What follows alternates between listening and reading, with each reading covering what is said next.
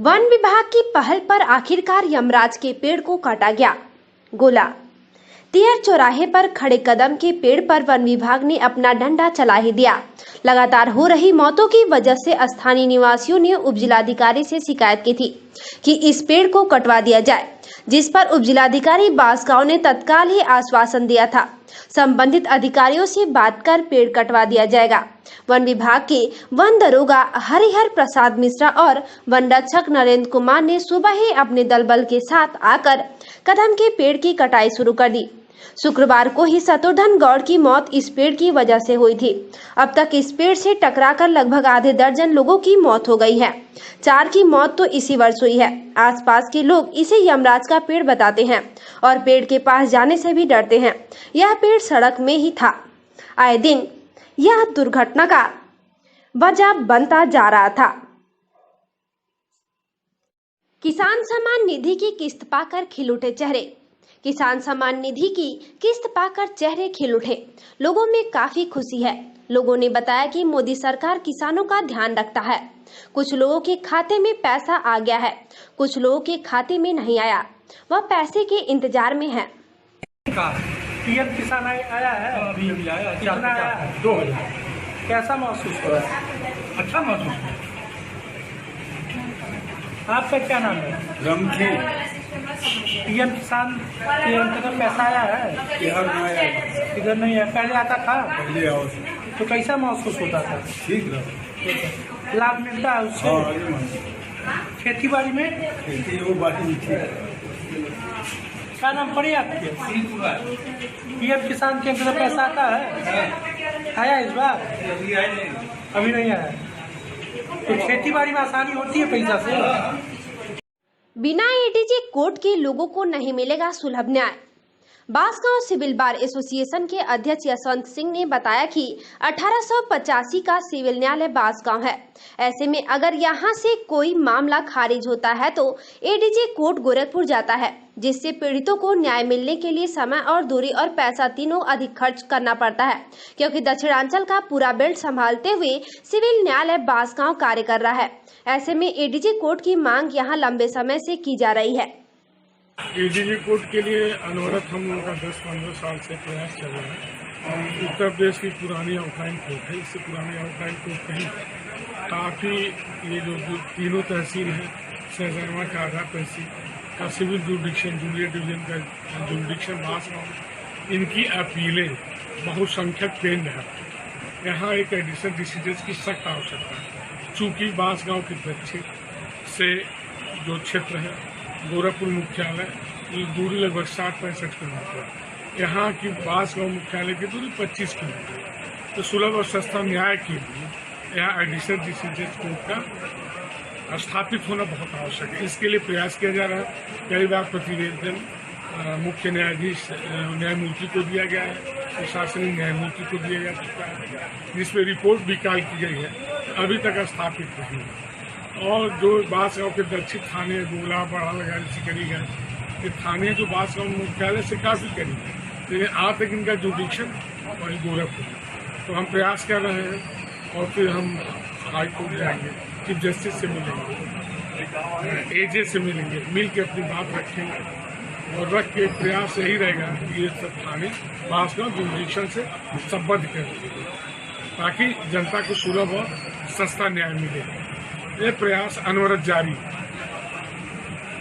सामुदायिक स्वास्थ्य केंद्र खुद है बीमार, आखिर कैसे करेगा दूसरों का इलाज। सामुदायिक स्वास्थ्य केंद्र बांसगांव की हालत खराब है। अधिकारियों व कर्मचारियों के रहने के भवन गिरने के कगार पर हैं। जगह जगह प्लास्टर टूटकर गिर रहा है, जिससे कभी भी बड़ी दुर्घटना हो सकती है।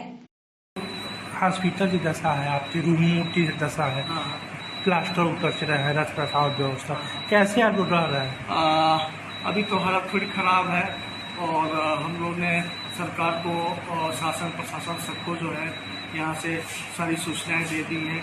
वहाँ से हमारे यहाँ से ऑफिस से हेड ऑफिस से लोग आए भी थे, यहाँ पर जांच किए हैं। जांच करने के बाद आश्वासन दे के गए हैं कि 1-2 महीने में यहाँ की मरम्मत हो जाए। डर नहीं लगता कि मकान गिर जाए, चाहे कुछ गिर जाए?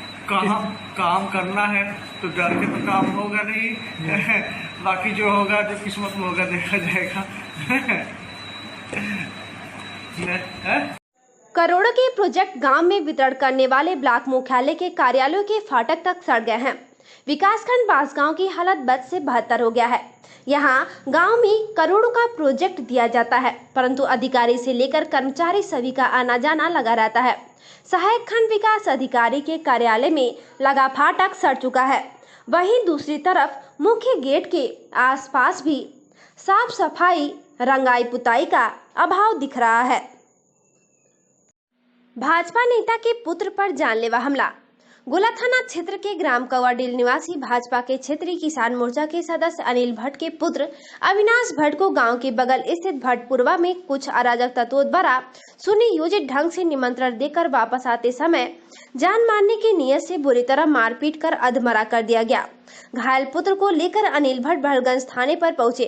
घटना की सूचना दिए और अपने पुत्र की जान बचाने के लिए बेहोशी हालत में लेकर जिला के एक प्रसिद्ध अस्पताल में पहुंचे, जहां उसका इलाज 3 दिन चला। किसी तरह स्थिति कुछ सुधार हुआ। लेकर घर आए। बड़हलगंज थाने में घायल पुत्र के पिता द्वारा लिखित तहरीर पर धारा 323, 504, 308 आईपीसी में मुकदमा दर्ज हुआ। उम्मीद रखते हैं कि हमारी कार्रवाई में निष्पक्ष कार्रवाई होनी चाहिए। हमारा पुत्र मारा गया है। अगर किसी का पुत्र ऐसा मारा जाता तो भी मैं यही मांग करता कि इसमें निष्पक्ष जांच होकर के कार्रवाई होनी चाहिए। दोषियों को दंड मिलना चाहिए। जैसे आज दोषी घूम रहे हैं और वो दबाव बना रहे हैं, दबाव की राजनीति कर रहे हैं, ये गलत है। कोई भी अप्रिय घटना हो सकती है जिसका पूरा जिम्मेदारी अगर आपके मामले प्रशासन की होगी। अगर कोई दोबारा घटना घटती है उसको प्रशासन की जिम्मेदारी होगी। वो खुलेआम घूम रहे हैं कट्टा बंदूक लेकर के। तो इस बात की शिकायत आप वरासत कराने के लिए अभियान चलाया जा रहा है। बांसगांव तहसील क्षेत्र के अंतर्गत 20 मई से 20 जून तक वरासत कराने के लिए अभियान चलाया जाएगा। यह जानकारी नायब तहसीलदार वशिष्ठ मुनि ने दी है। उन्होंने बताया कि गांव में चौपाल लगाकर वरासत का कार्य किया जाएगा। अभियान चल रहा है 20 तारीख से, इसी 20 जून से लेकर 20 मई से 20 जून तक चलेगा। क्या संभव हो पाएगा कि इतनी जल्दी किसी की मृत्यु के बाद इतनी जल्दी? अभी अभियान चल रहा है इस महीने में, वरासत अभियान माननीय राजस्व परिषद के निर्देश के अनुसार, जिसमें कि समयबद्ध तरीके से 20 जून तक सारे, क्योंकि महीनों लोग चक्कर लगाते हैं वरासत के अभी लिए। हम लोग गाँव में चौपाल भी अटेंड कर रहे हैं कि चौपाल में इस तरह की समस्याएं अभी नहीं है। तो सब वरासत किसी का पेंडिंग नहीं है, जिसका अभिवादित है। बांसगांव न्यायालय को गगहां व खजनी थाने मिलने से हर्ष। बांसगांव उच्च न्यायालय इलाहाबाद के प्रशासनिक न्यायमूर्ति द्वारा गगहां और खजनी थाने को बाह न्यायालय बांसगांव से संबद्ध किए जाने के आदेश से अधिवक्ताओं में हर्ष है। इस संबंध में सिविल बार एसोसिएशन के अध्यक्ष यशवंत सिंह श्रीनेत ने बताया। बांसगांव सिविल न्यायालय में गगहां और खजनी थाना आया है। क्या इस पे कहें, ये पहले भी यहाँ पे था और क्यों चला गया था, फिर किस प्रयास से वो आया है? थाना खजनी का जुडिक्शन बांसगांव दीवानी न्यायालय में 1994 तक था। यहाँ एक कोर्ट हुआ करती अस्थायी कोर्ट। जब अस्थायी कोर्ट ट्रांसफर हो गई कानपुर, तो ये दोनों थाने का जुडिक्शन गोरखपुर दीवानी न्यायालय से संबद्ध कर दिया। उसके बाद हमारी पूर्व की कमेटियों में हमने काफ़ी अथक प्रयास किया। दोनों थानों का जुडिक्शन बांसगांव दीवानी न्यायालय से संबद्ध कर दिया। इसमें अधिवक्ताओं में काफ़ी हम लोग को बहुत ही खुश है, चूँकि ये बांसगांव मुख्यालय से काफ़ी करीब थाने और ये दोनों थाने गोरखपुर मुख्यालय से काफ़ी दूर की स्थिति है। इसलिए जनता को सुलभ न्याय बांसगांव में ही मिलेगा, सुलभ और सस्ता। इसलिए यहाँ के क्षेत्रवासी भी, बातकारी भी, अधिवक्ता भी सारे खुश हैं, काफ़ी है। केवीके बेलीपार एवं कृषि विभाग के संयुक्त तत्वाधान में गरीब कल्याण सम्मेलन का आयोजन। आचार्य नरेंद्र देव कृषि एवं प्रौद्योगिकी विश्वविद्यालय कुमारगंज अयोध्या द्वारा संचालित कृषि विज्ञान केंद्र बेलीपार एवं कृषि विभाग गोरखपुर के सहयोग से आज गरीब कल्याण सम्मेलन का आयोजन किया गया, जिसमें माननीय प्रधानमंत्री श्री नरेंद्र मोदी जी का जन कल्याणकारी योजनाओं के लाभार्थियों के साथ संवाद और प्रधानमंत्री किसान सम्मान निधि के तहत 10 करोड़ से ज्यादा किसानों को 21,000 करोड़ से अधिक की 11वीं किस्त का हस्तांतरण के वर्चुअल संवाद का सजीव प्रसारण किया गया। इस अवसर पर कार्यक्रम के मुख्य अतिथि उप कृषि निदेशक डॉक्टर संजय सिंह ने आए हुए किसानों को कृषि से संबंधित योजनाओं के बारे में विस्तार से बताया। वैज्ञानिक doctor SP Singh, doctor SK Singh, doctor Kanchan Singh, doctor Shailesh Singh एवं डॉक्टर मनोज कुमार द्वारा उद्यान पशुपालन महिला सशक्तिकरण के बारे में बताया गया। तंबाकू का सेवन जानलेवा है।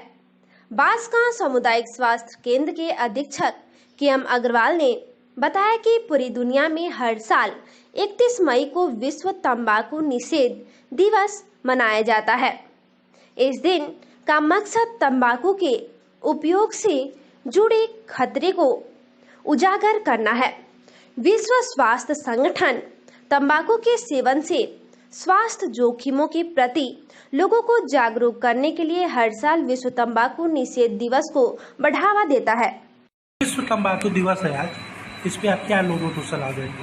मैं पहली चीज बताना चाहूँगा कि मैं डॉक्टर KM अग्रवाल, अधीक्षक बांसगांव। विश्व तंबाकू दिवस पे सबको यही मैं निवेदन करूँगा कि तंबाकू से दूर रहें। तंबाकू से स्वास्थ्य की हानि होती ही होती है, आर्थिक और भी हानि भी होती है। दूसरी चीज़, इससे जो है आपके कैंसर होने के चांसेस ज़्यादा होते हैं, कई और बीमारियां पकड़ने के चांसेस होते हैं, जैसे गुटखा हो गया, सिगरेट हो गया। सिगरेट से फेफड़ा धीमे धीमे कैंसर नहीं होगा, COPD का पेशेंट हो जाएगा, साथ ही साथ उसके फेफड़े कम चलेंगे, एम्फीजिएमा हो जाएगा। तो कोई भी नहीं कि सबको कैंसर ही हो जाए, उसके साइड इफेक्ट बड़े गंदे हैं तंबाकू के। तो हमारा सबसे यही निवेदन है कि तंबाकू से दूर रहें और स्वास्थ्यवर्धक जीवन अपनाएं। बांसगांव न्यायालय को गगहां व खजनी थाने को शीघ्र अंतरित करने की मांग। बांसगांव उच्च न्यायालय इलाहाबाद के प्रशासनिक न्यायमूर्ति द्वारा गगहां और खजनी थाने को बाह न्यायालय बांसगांव से संबंध किए जाने के आदेश का जहां सिविल बार गोरखपुर के अधिवक्ता जहां विरोध कर रहे हैं, वहीं सिविल बार बांसगांव के अधिवक्ता इस विरोध को अनुचित बताते हुए दोनों थानों की विचाराधीन पत्रवालियों को यथाशीघ्र बांसगांव न्यायालय को अंतरित करने के साथ ही न्यायिक अधिकारियों कार्य क्षेत्र को बंटवारा करने की मांग कर रहे हैं। अधिकार आ चुका है, लेकिन कौन सी कोर्ट देखेगी, मुकदमे का ट्रायल करेगी, इसमें स्पष्ट आदेश नहीं है। जिसमें आम सभा की बैठक हुई और ये प्रस्ताव पारित किया गया, जिस प्रस्ताव में सर्वसम्मत से प्रस्ताव पारित हुआ कि CJM न्यायालय में CJM कहा जाए और कार्य वितरण के संबंध में पत्र लिखा, जिसके संबंध में पत्र लिखा भी गया और डेलीगेशन आज गया और जनपद